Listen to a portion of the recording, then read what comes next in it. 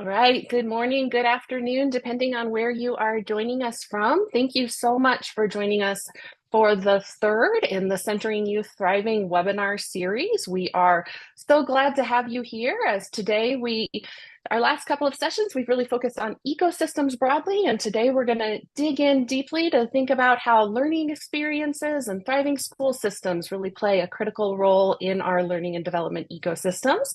So I'm going to hand it off to, I am Catherine Plug-Martinez with Knowledge to Power a Catalyst. We are thrilled to be hosting you for this webinar series. I'm going to hand it off to my partner, Karen Pittman, to introduce us to our speakers for today.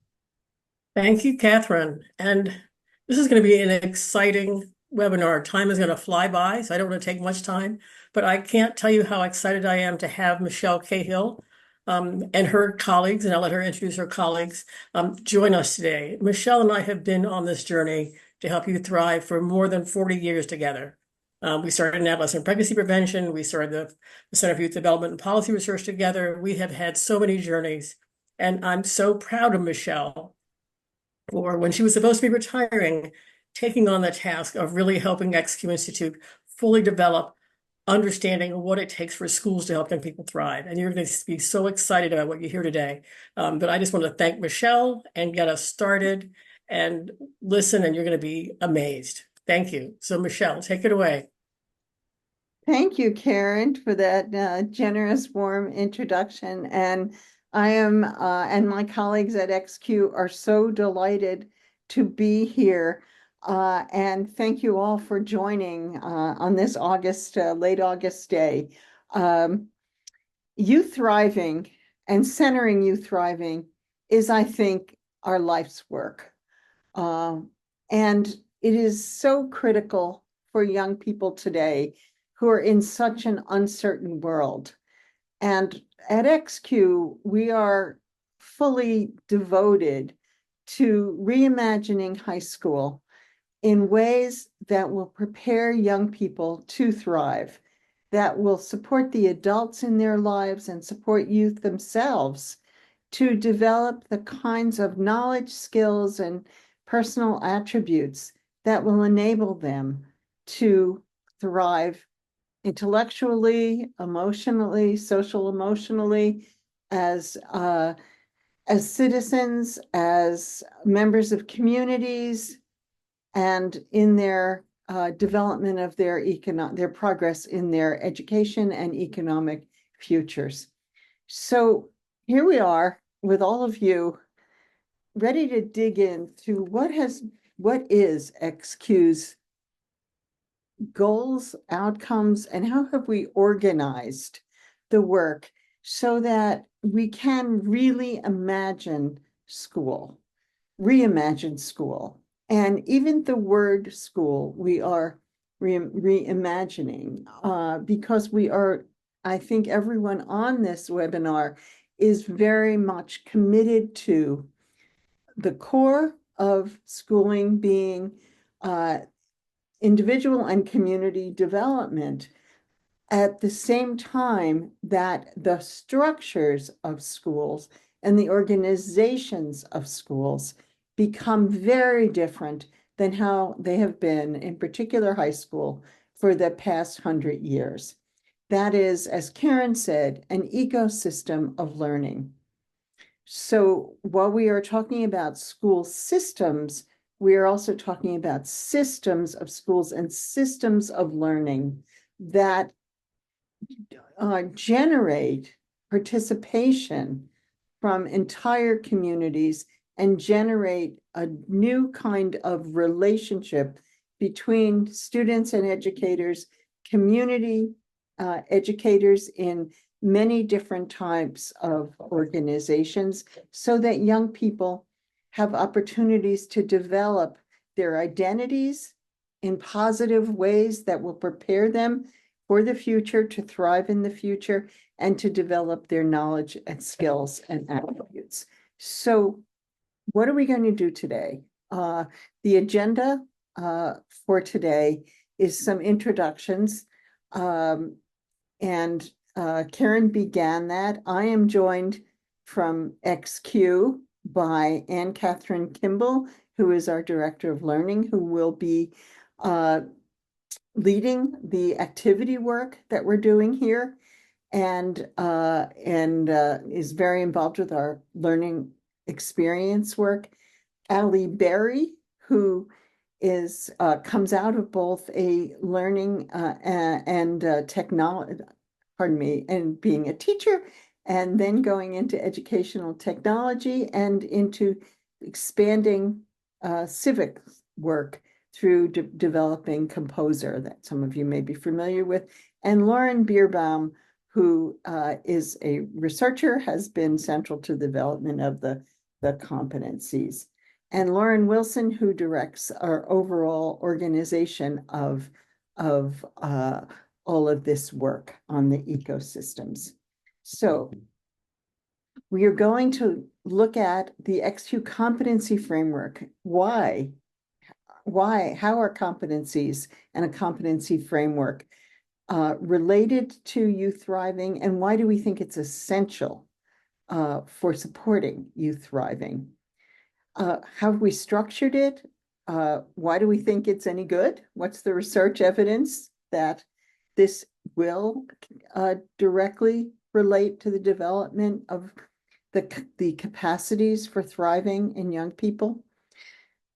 What kind of tools do we have to support adults, teachers in schools, community educators, youth development, staff who are working toward the broad set of capacities that young people need?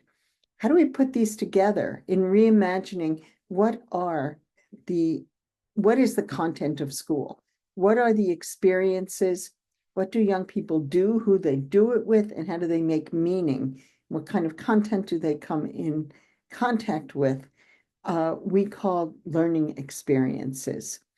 And learning experiences altogether challenge the architecture of high school, which is, as we know, been in place for decades upon decades.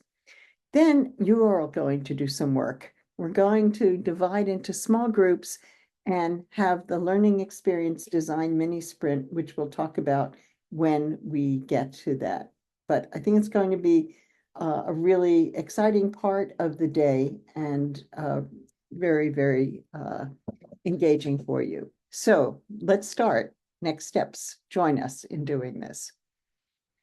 So our objectives are to understand the purpose, the research and pedagogy of the XQ competencies, engage with the XQ competencies through that interactive demonstration and conversation that I was just describing, and then explore how the XQ competencies might be most valuable to your work, to your site. And we hope many of you will want to join a community of XQ competency pilot testers. So let me begin with the origins and the purpose of the XQ competencies. Could we go to the framework? They sit within a larger framework for rethinking the way we define and organize student learning. And I think that's exactly what I was just talking about with the framework going to learning experiences. We're going to speak to an adoption strategy and the application.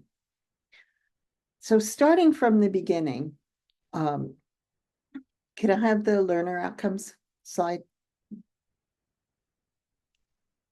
So the competencies, the structure of the competencies is that they derive from 5 integrated learner outcomes. And these learner outcomes are, think of them as if you're in a school, as a new graduate profile. What do we want young people to know, be able to do, and how they apply it in life when they finish what is conventionally high school? How they get to that involves more than the school, but think about this as our overarching goal. The learner outcomes are a guide for developing learners who will thrive in their lives.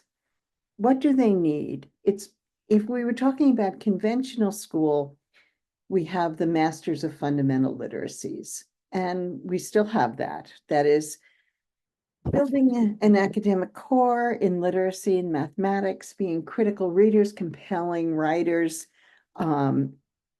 mathematical thinkers, numeric thinkers, and we've added data and visual thinkers to that. Holders of foundational knowledge. Often people think about the problems with school as disconnected facts that need to be memorized, but we are talking here about the basic thing of how people learn.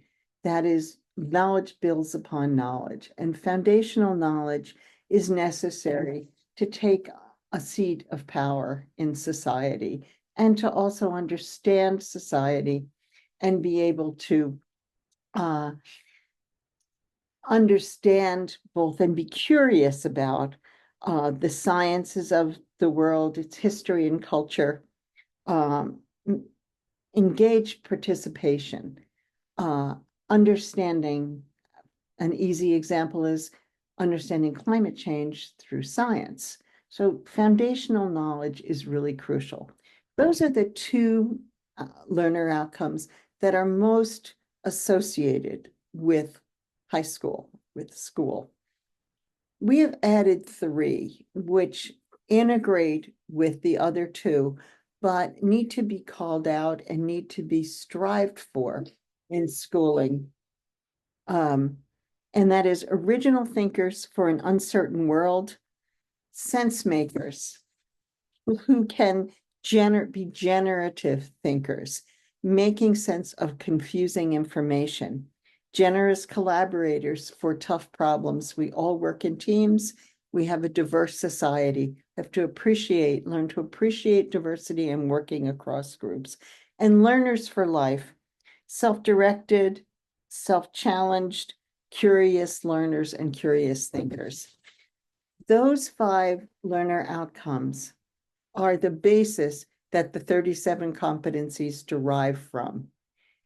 And the 37 competencies we will be showing you tools for this, but each one of these has a competency that, for example, in the Masters of Fundamental Literacies, you would have critical dialogue, make and support arguments. That's as you're getting down to the 37 competencies. And then there are 118 component skills. All that sounds like an awful lot of information, but it is an integrative approach that also has progressions which enable educators and youth development staff to see, and young people themselves to see their development across as they develop and acquire these kinds of competencies and skills. So moving on from there, we just want to be sure that everyone understands that we didn't just sit around and make these up, that the XQ competencies were rooted in, the National Academy's How People Learn, and the most cutting edge research about academic learning and adolescent learning and development. And I think many people on this webinar have been a part of some of these commissions, the SEED Commission, the Castle, working on the Castle framework. And then here are some of the other researchers and the work that has been underlying a number of these of all of our competencies. And I see Camille Farrington is on this webinar and want to give a little shout out to your work, Camille, and your colleagues at the Chicago Consortium. So we want to now show you and start to engage you with these with our competency framework. And I think that at this point, I'm sorry, I was looking at the chat here. Lauren is saying the annotated resources that we are also using. So let me hand it off now to, I think we're moving on to tools here.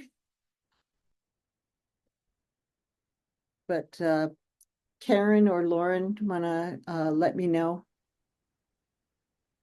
our next move?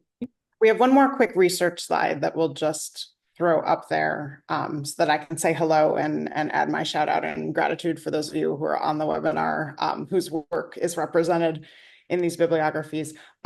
We just want to name that in addition to the deep work we did in reference to both deep and broad existing bodies of knowledge and literature, the primary and secondary sources you'll see reflected as you start digging around inside the competencies themselves.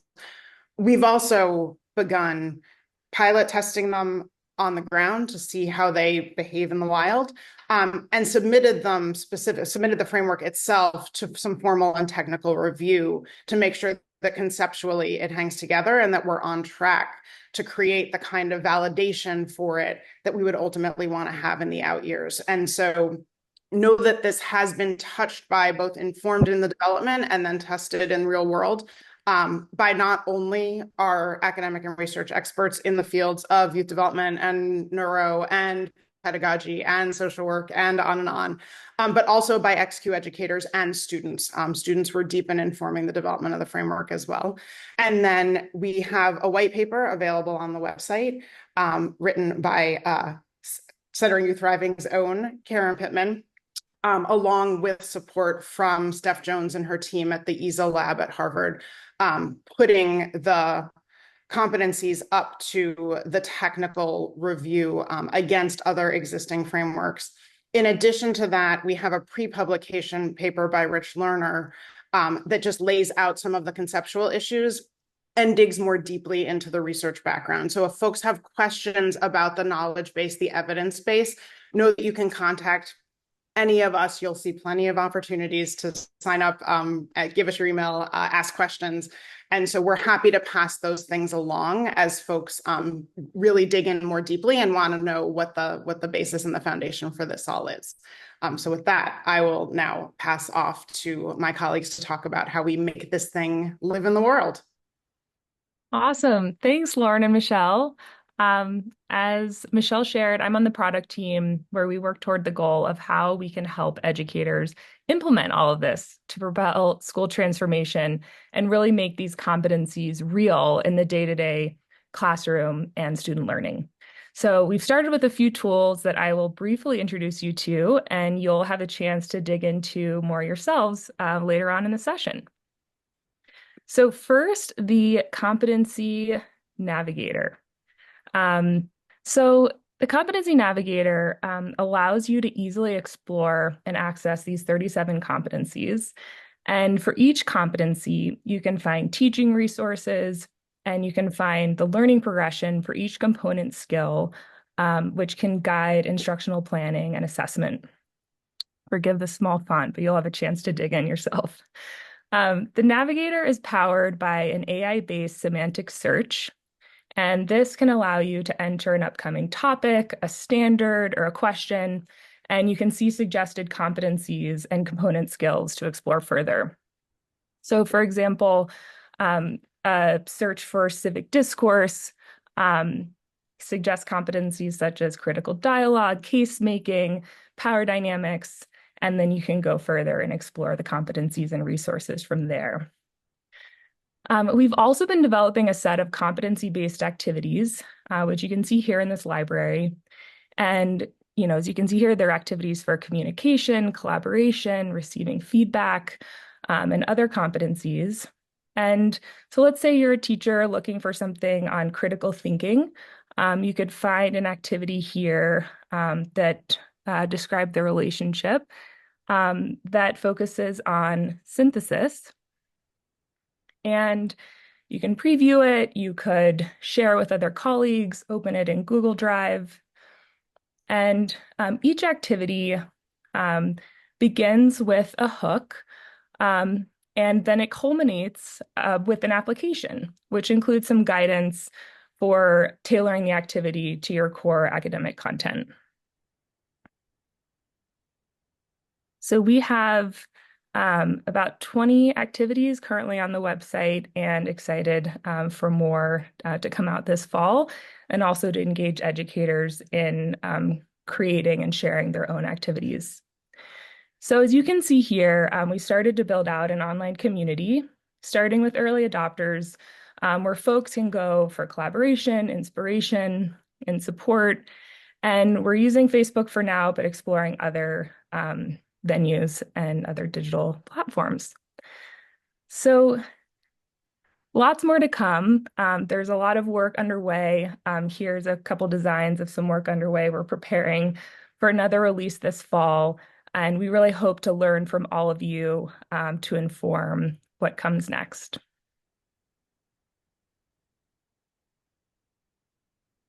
I just want to add to Allie to say the idea of the navigator is to support in both formal and informal education settings the intentional development of these competencies inside of what students are doing. So if we think about critical thinking, you have to think about something. So an activity that the activities are connected to just helping to illustrate and generate ideas for intentionally building critical thinking into whatever kind of experience the educator is working on with students. Thank you so much, Michele.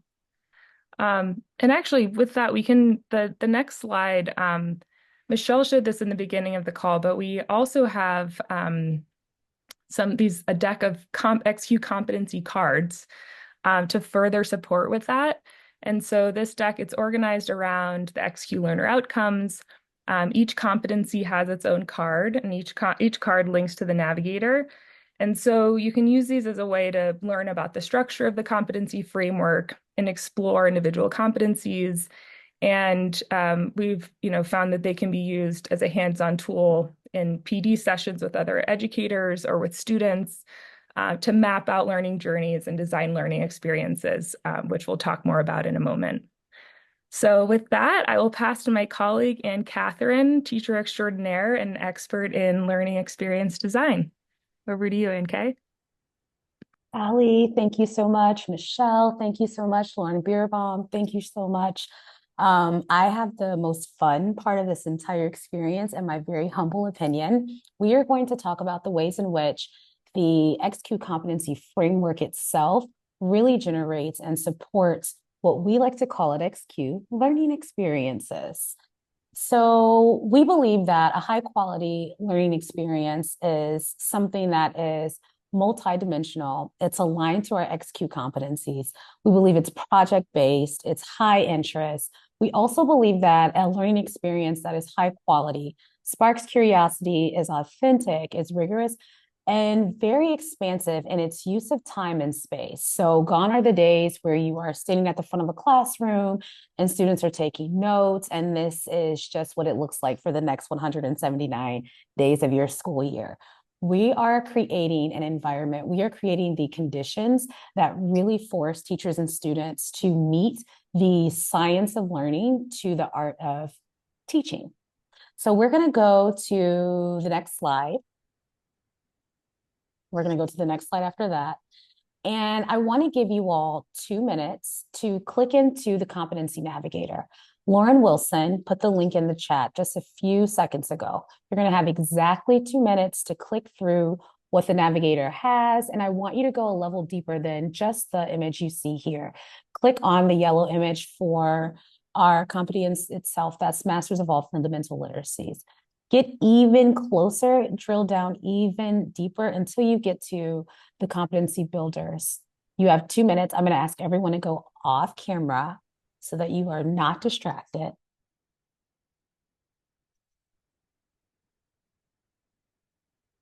And we're going to take our 2 minutes. Lauren Wilson hit the 2-minute timer.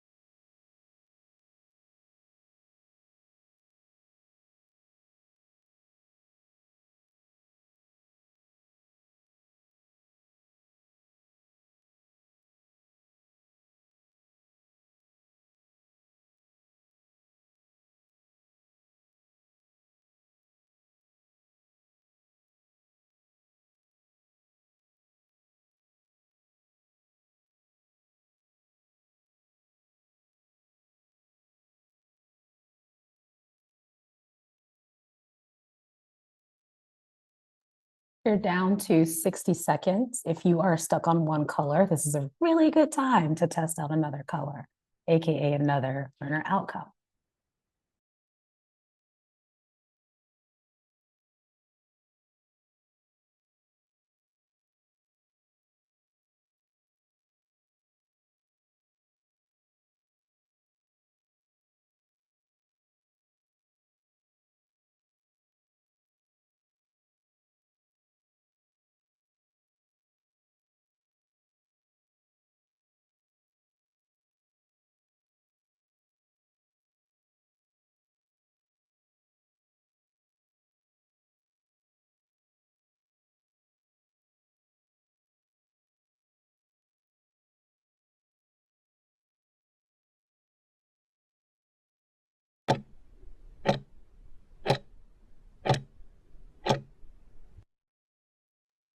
All right, I'm going to ask you to cut your cameras back on so that we have your undivided attention.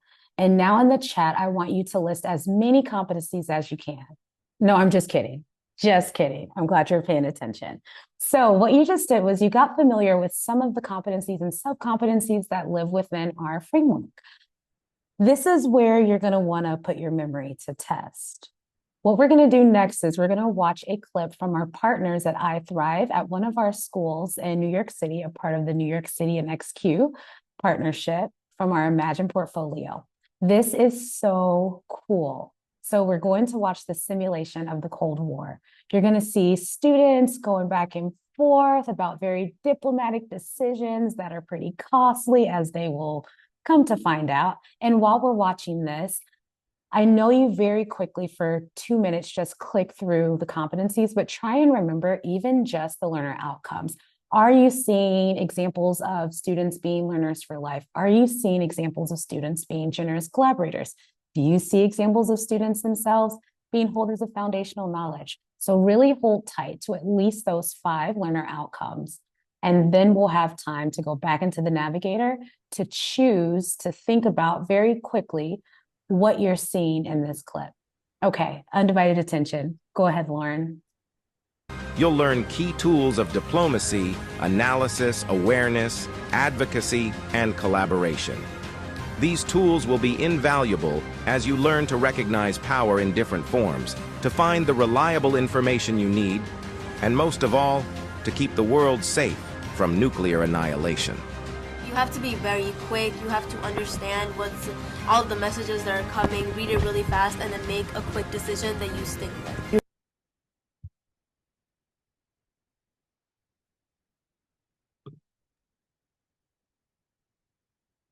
Raise your hand if you need to see that one more time, because that was quick. All right, one more time, Lauren. You'll learn key tools of diplomacy, analysis, awareness, advocacy, and collaboration. These tools will be invaluable as you learn to recognize power in different forms, to find the reliable information you need, and most of all, to keep the world safe from nuclear annihilation. You have to be very quick. You have to understand what's all the messages that are coming, read it really fast, and then make a quick decision that you stick with. All right, second time. You'll learn key tools. What you'll do now is take 2 minutes, go into the navigator, and based on what you saw in that very quick clip, I want you to find at least one competency, go a level down. I want you to find one competency that you think students could develop, practice, or even master from an experience like that simulation. Once you have it, put it in the chat.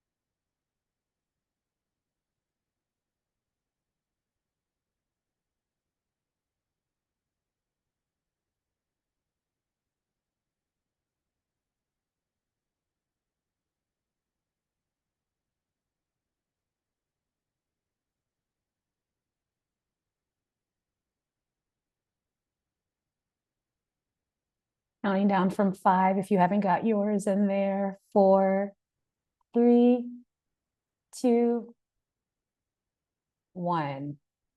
Take a check, take a look at what's going on in the chat. If you see a competency that you also put there, go ahead and put your hand up.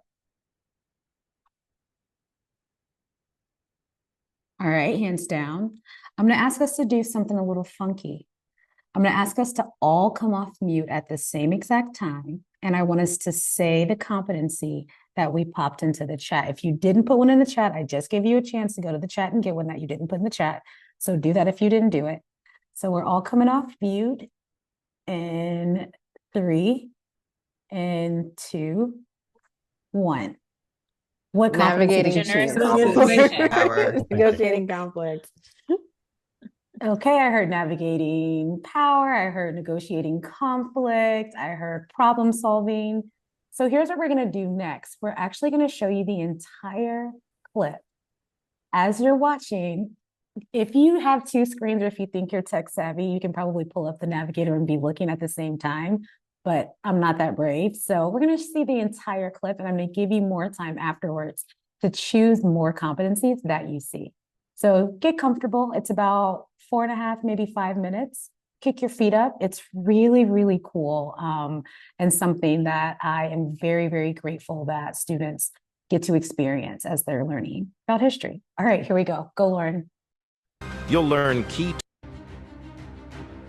It's 1981, and the world is on the brink of nuclear destruction. Welcome to the Cold War. Tension has been increasing, and diplomats, ambassadors, envoys, and ministers across the globe are working hard to keep the world safe.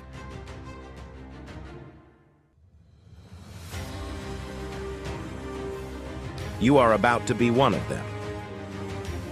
I'm the U.S. Ambassador of China. I'm the diplomat of Angola. As a diplomat, you are the voice of the United States abroad, tasked with protecting the country's interests and ideals while building alliances among global partners.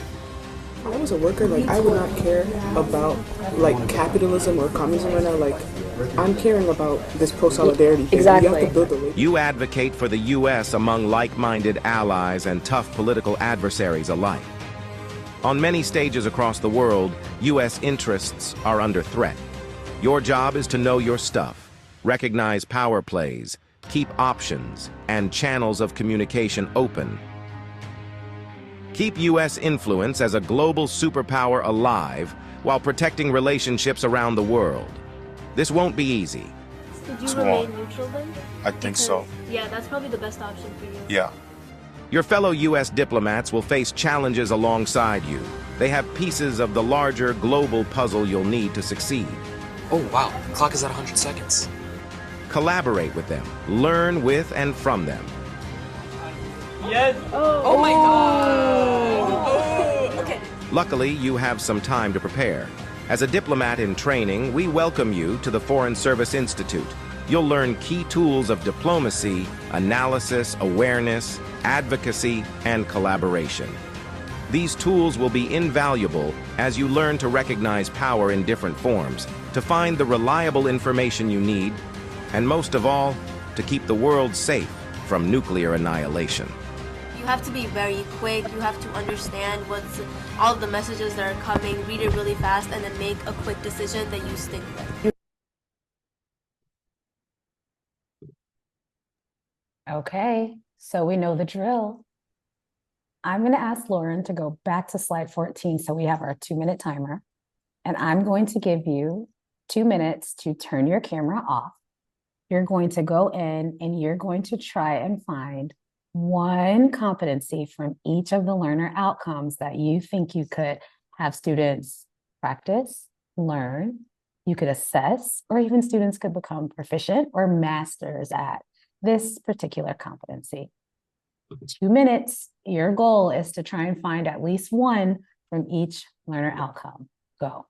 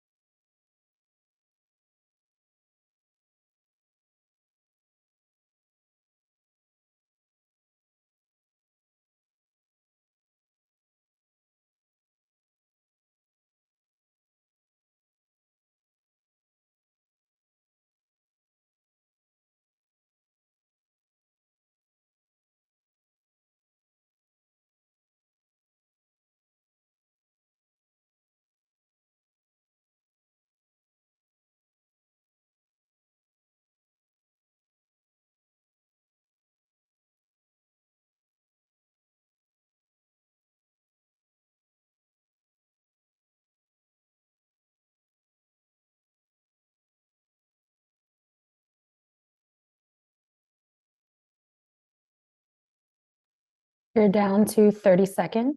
This will be a great time to click over into another learner outcome if you have again gotten lost in just one learner outcome.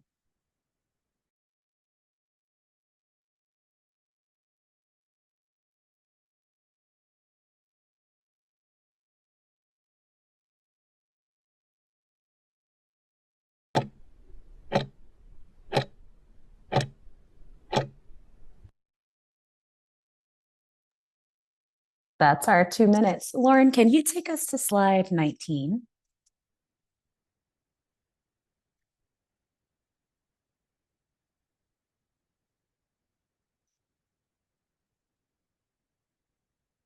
Through a collaborative Cold War simulation, students will learn diplomacy by deepening their understanding of international relations. Students will also be able to apply theoretical knowledge as they navigate the simulated geopolitical conflict, honing skills in government affairs, power navigation, and appreciating diverse perspectives.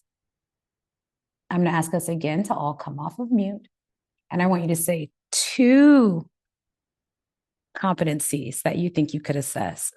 So I'm going to count down from 3 and you're going to come off mute. And then I'll count down again and everyone's going to say their 2. Come off of mute in 3, 2, 1. Everyone say your competencies in 3, 2, 1. Sharing ideas. Interpreting information, dialogue, conflict. ideas. Wow. Wow, wow, wow. So go to the next slide, Lauren. So we get to our first question of when we are thinking of a brainstorm for a learning experience idea using the XQ competencies. The first question is, what 3 XQ competencies will students develop as part of this experience? So you came off mute, you shared yours earlier, we put them in the chat, and there's more here in the chat. I'm seeing things like interpreting information, sharing ideas, interpret information from many sources, critical dialogue, navigating power. From there, we want to think through what academic content will students need to learn to accomplish that. This is where you think about academic area. This is where you can tie in social emotional learning. You can tie in other standards that you're also aligning your work towards or frameworks themselves. When we think about what students will make or produce in this learning experience, we see gallery walks, we see debates, we see students even creating, like at Crosstown. One of my favorite stories is a story from Abigail. This was maybe 2 or 3 years ago that she shared this with us. They did a really incredible adult literacy project where they spent time throughout the week volunteering to teach adults who are incarcerated how to read. That is so powerful. And there are lots of competencies, behavior, skills that are developed within that engagement alone. So then from there, you want to think through what will be the hook that drives students' curiosity and engagement? What is going to get you the buy-in? What's going to keep students engaged, keep their light bulbs going off throughout the duration of your learning experience itself? Lastly, who are the unique partners you could bring in to help deepen the learning experience? And you've got to get really creative here. This could be like anyone from the guy who works at the corner store. This could be anyone from someone at Boeing because you're teaching physics. This could be anyone from the math teacher down the hall. Just how do you enhance what you're teaching and planning for your students? So this is where we get to really engage and get really interactive. Over the next 15 minutes, you're going to be in a breakout group. In your breakout group, you're going to go through the same exercise that we just went through, but for a different content area. You will think through the competencies that you would like to assess based on the description that you're going to read. You're going to think about the academic content, the unique partners you can bring in, the hook, and what students will make. I am going to ask you to really, really lean in this moment. This is a moment for your creativity. This is a moment for you to learn and share your genius with other people's genius in the space. You're gonna have 15 minutes. If you have any questions at all, there's going to be a lead in your room that you can ask questions to, or you can find your way back to the main room and we'll redirect you. I think we're ready.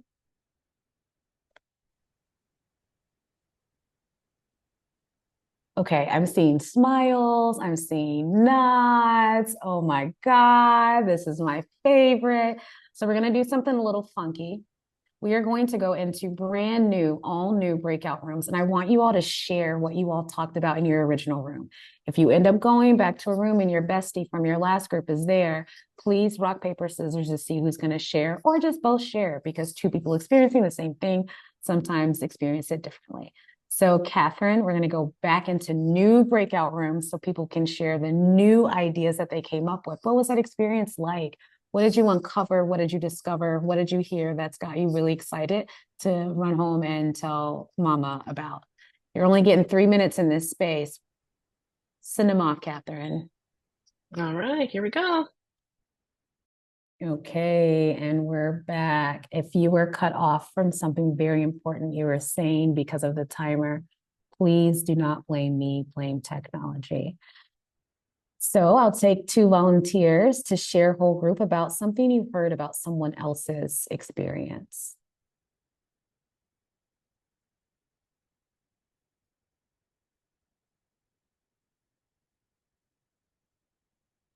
I'll go.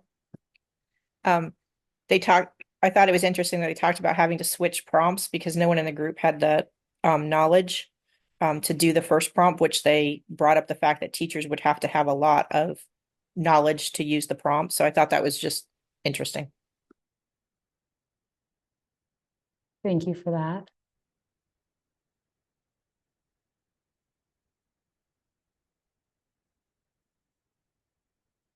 We had a similar experience that we had to go look up what an NFT was to make sure we understood what it was. And then, we were thinking, if this is supposed to be engaging for young people, how do you find the balance between something that the adult understands and can guide them on and something that the young people are going to be interested in? We decided that was a good one, but we had to go figure out what it was first before we understood that. I think our group came alive when Jose and Jenny brought up the hook. That is, ours was on biology and sustainability in Mars.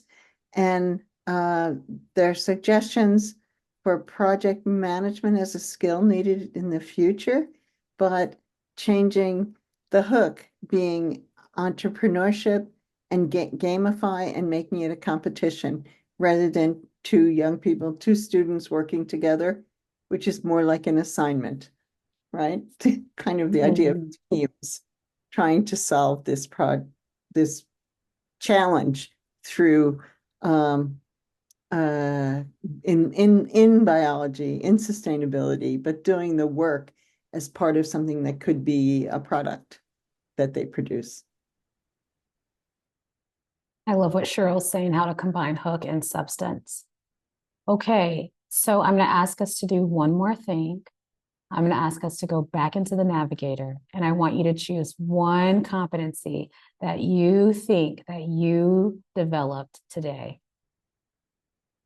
Once you have it, I want you to put it in the chat, but my time right now is 1:08 Eastern Standard Time. I'm giving you until 1:10 Eastern Standard Time to drop your competency that you think you've developed today into the chat. You can go off camera.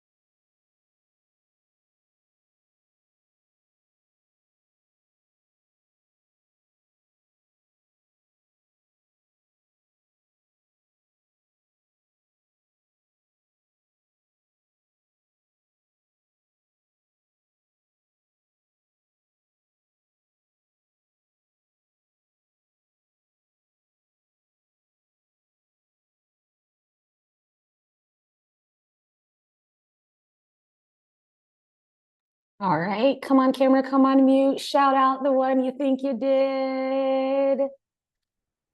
Three, Ideas. 2, 1, go. Wayfinding. Creative process. Creative process. Oh, wow. Excellent. I am just so grateful to have been able to do this experience with you all. How fun was this? I hope that as you go to use these in your context, in your arenas, you let us know how it's going. Circle back. We are real humans. If you reach out to us, we will really respond. And with that, let me go ahead and pass it over to my colleagues.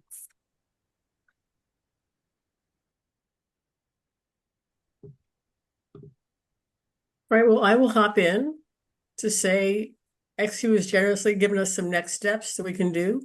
So please keep playing with the ideas, try them out. I hope you saw that if you're thinking about a 3 to 6 week experience, that experience can be designed in any place. And for me, the thing that's so exciting about what XQ has done is one, just the level of depth and ease with which you can get into these complex ideas and play with them, as we all saw, but also the fact that you can immediately see that this really is an equalizer. It lets us develop powerful learning experiences for young people about things that they're interested in wherever they are. So please fill out the form to express interest. We're going to keep this going and encourage XQ to just bring this wealth of information out into the world with us. So let's go to the next slide. And right now, if you've got any further questions or thoughts or ideas that didn't come up that you want to ask, this is the time to do it before we close out. So does anybody have any, I want to know this more about it, anything you want to know? Take yourself off mute and just yell it out.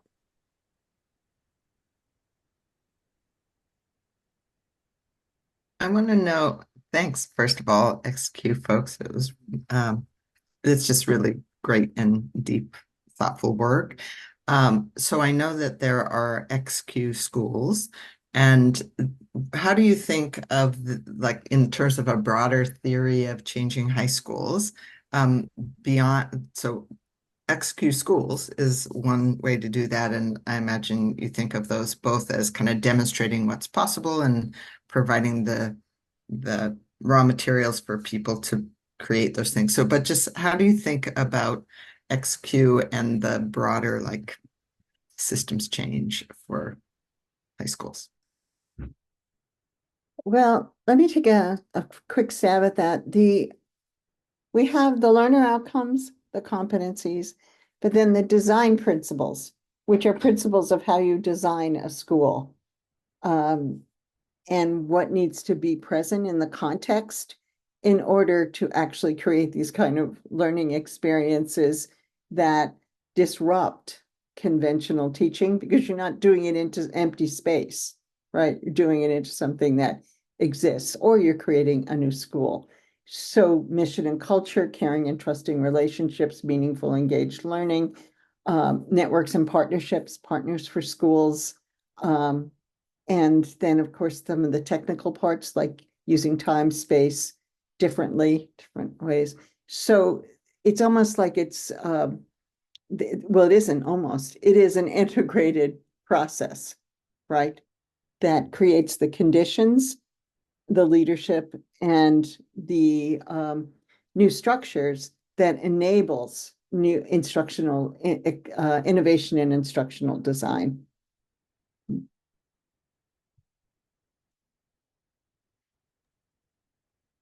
And we have more and more partners. So individual schools, networks of schools, and others who are doing this together.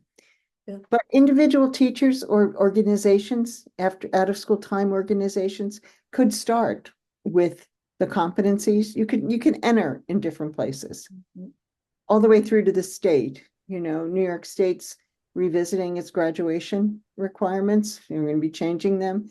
And we've been in dialogue with them about the competencies, the outcomes and competencies. So I'm curious on that point, if one of Michele or someone from the XQ team could talk a little bit more about like the idea of pilots, like what does it mean? Because I know we're like right in the middle of these great conversations with Horizons National about how to pilot some of this in summer, and how this could really, with the National Summer Learning Association kind of interested in, like, how do we pick up and amplify this. So when you say about kind of other places and spaces, and the idea of pilots. Could you just help us wrap our heads around that a little bit?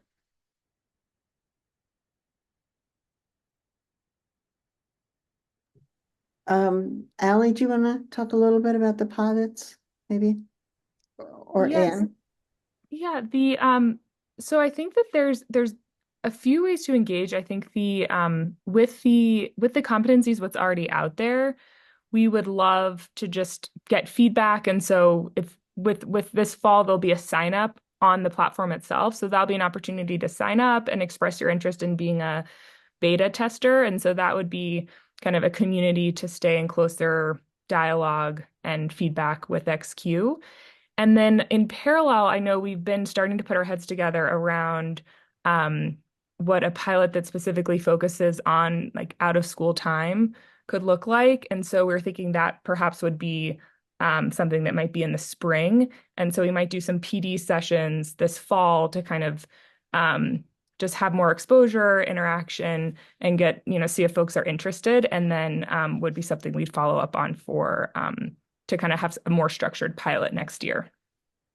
And I'll just add on to that as well to say that we're really excited for the learning experience work to get out into other classrooms or spaces with students. And so we're looking at how can more communities start to design their own learning experiences. And so that's something we'd also love you all to just kind of track with us. We're at the beginning stages of what that's going to look like. And so as you saw in the video with the I Thrive Games piece, there are these learning experiences that are more designed, and Michelle's even holding the design brief in her hands. I could see it there, Michele. But then there are going to be lots of ways in which to engage with us around students creating learning experiences with their teachers or their after school time providers or what the situation may be. So please just stay tuned and stick with us because we're excited about the work. Could I just mention that Lauren had put this in the chat, but this is the learning experience design brief, which actually shows any educator, formal or informal, on how to create the kinds of learning experiences that you were just looking at. And there's a checklist as well. There's lots of explanation of those. So you don't need to wait for the pilot. Right, absolutely. I just want to encourage you all to play with this. The ideas are so powerful. And Rita and I did a 2-hour session with the National Urban League with their Project Ready folks using that learning experiences guidebook. And it was so exciting the word intentionality. I just want to keep saying it over and over and over again. We can be so much more intentional about naming and claiming the learning that young people are doing. I don't know if anybody can get to the little 4-minute video from Crosstown, my favorite little clip, if we have time. The fact that when young people are doing interest-driven project-based learning, they are naturally learning in a way they don't even know that they're learning. And that was demonstrated so well in the video, in the full-length film that XQ put together. We encourage them to make a little 4-minute clip. And you see young people doing this exciting project-based learning. They're just doing so many, they're engaged in groups, they're doing exciting things. And then you see the kids saying, this is great, but I'm not sure I'm learning anything. This is great, but I'm not sure I'm learning anything. And the teacher finally says, sit down. She gives them the end of the year exam, like 6 weeks into the semester. She gives them the end of the year exam and they all ace the exam. It's like, how did I learn that stuff? How did I do that? Nobody taught me. Michele talked about helping schools get out of the entrenched space of teaching rather than encouraging learning. On the out of school time side, we need to be bold and enrich what we're doing. We're not just building social emotional skills. We've got the opportunity to really connect deep content, relevant content to learning. And for our money, the XQ competencies are the bridge that help us do that. The last thing I would ask, if we could show the film, that's wonderful, is how are the students who are using the competencies? We've talked about how teachers are using them, how educators are using them, but are students actually owning and measuring their own competency development? You had a little app on their phone at the beginning, you sort of a teaser. Is that a part of the plan? I'll ask that, and then we can show the video. Yes, absolutely. You notice they're in I statements? Right. Yeah, absolutely. Notice it and love it. All the way through, we're going to work toward a diploma. right? In which students would have like a wallet of their competencies and what's the evidence for it. So there's much to come. Allie, you wanted to say something? Yes, I was just going to say that absolutely is the intention. And folks we've been working with have very much so been engaging directly with their students in the competencies and using the learning progressions to provide students with feedback and kind of understanding where they are and what they need to do next. And I think in terms of making the kind of the platform more, there's lots of things we know we could do to make it kind of more student first, student friendly, student accessible. And so that's something we also want to continue to learn and build for. Great. Well, I'll give you time to play the video and then I'll give it to Catherine to close us out.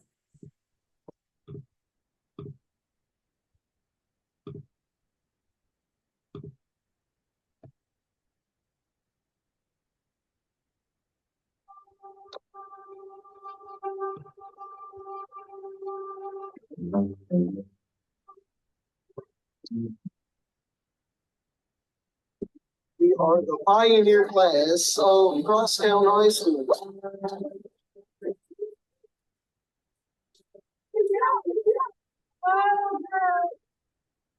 Y'all miss me where I come from. It's like pencil paper lecture. Coming across town is completely different. You need to develop a deep understanding. That might be through research. That might be through your own pondering of your own self. There's room for all kinds of projects. I have another student who's making a dome that they're going to put on Mars, and they have ants. Ants are going to be the people. I had a student tell me the other day that going to Crosstown doesn't feel like going to school. But you know what the interesting thing was is she was like upset about that. Students oftentimes are still thinking in traditional models and modes of thinking. You really got to think about this differently. The way it's set up is that you don't really know that you're learning. So it's like tricking you into learning. Where's the content in this? What am I doing? They want that 8 of actually like feeling that they're learning, a little pulse in their head. Here we go. Everybody, quiet. Shh. All right, what we're about to do, because I've had like 1,000 complaints, like I've learned nothing this quarter. So that's how you feel. I'm going to show you how that is not true. Okay, so what I'm going to do is I'm going to pass out an ELC test. It's this big old test that you have to take at the end of the year. I'm sure there's grumblings and rumblings of like, we haven't learned anything. I'm trying to show them that we actually did cover these standards that are required by the state. Take one, pass around. All right, hey, no more talking. Now you're going to use your reasoning skills to answer this test. It's like, because y'all think y'all not learning anything, have this test. And it's like a standardized state test that she gave us. I get this test and I take it and I'm just like answering the stuff subconsciously. Like I'm not even realizing that I'm having no problem answering these questions. We did it. And I was like, wow, it was super easy. And I finished it with no problem. I didn't think I was learning anything. I take this test and I'm like killing it. Can't come in here thinking, I'm gonna just take notes and listen to the teacher. You can be your best teacher. And Crosstown, you have to become comfortable in being uncomfortable. Something different every day.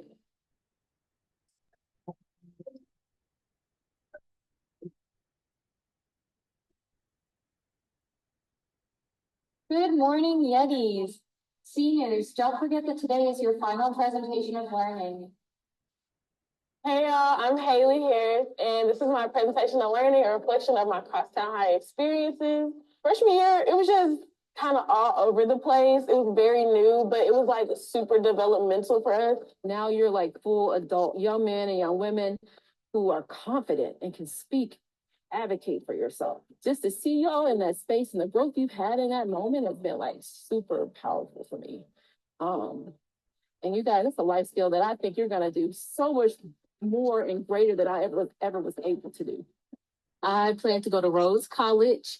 I am a part of the Bonner Scholarship, so I am a Bonner Scholar, and I plan to be a pediatrician. As a Black student, I learn about things every single day that make me uncomfortable, but never do I once feel like I shouldn't be learning it. because we have to put ourselves in these uncomfortable situations so we can know how to move forward.